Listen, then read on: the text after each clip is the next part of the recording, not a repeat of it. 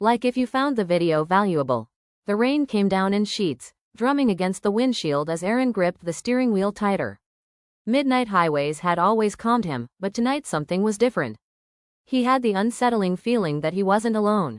He glanced into the rearview mirror. The backseat was empty, of course it was. Still, the sensation lingered, crawling up his neck like icy fingers.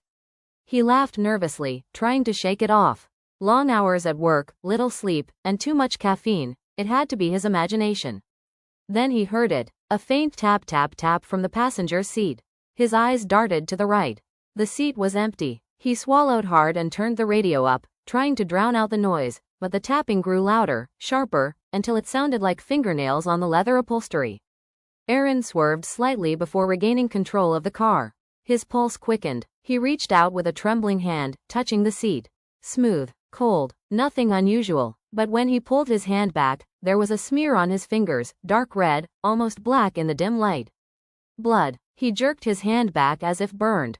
His mind raced. Was he hallucinating? He forced himself to keep driving, eyes locked on the road ahead. But then, out of the corner of his eye, he saw it, a shadow forming in the passenger seat.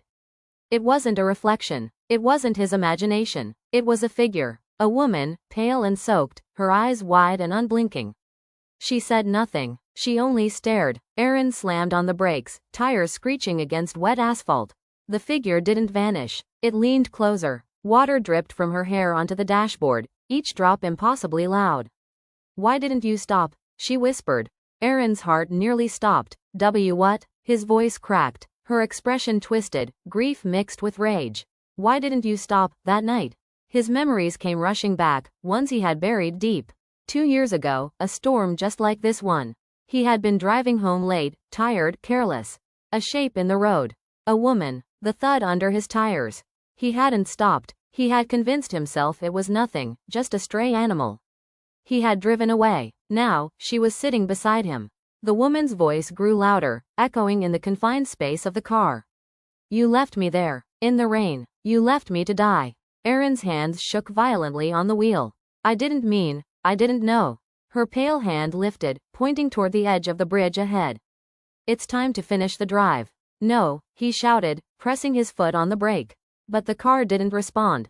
The pedal sank uselessly. The speedometer climbed. The engine roared. His car hurtled toward the bridge's guardrail, unstoppable. The woman leaned closer until her cold breath brushed his ear. "Now, you'll never leave me again." The last thing Aaron saw was her reflection smiling in the windshield as the car broke through the guardrail and plunged into the darkness below. When rescuers pulled the wreckage from the river the next morning, they found only one body in the car, Aaron's. The passenger seat was empty, save for a single wet footprint.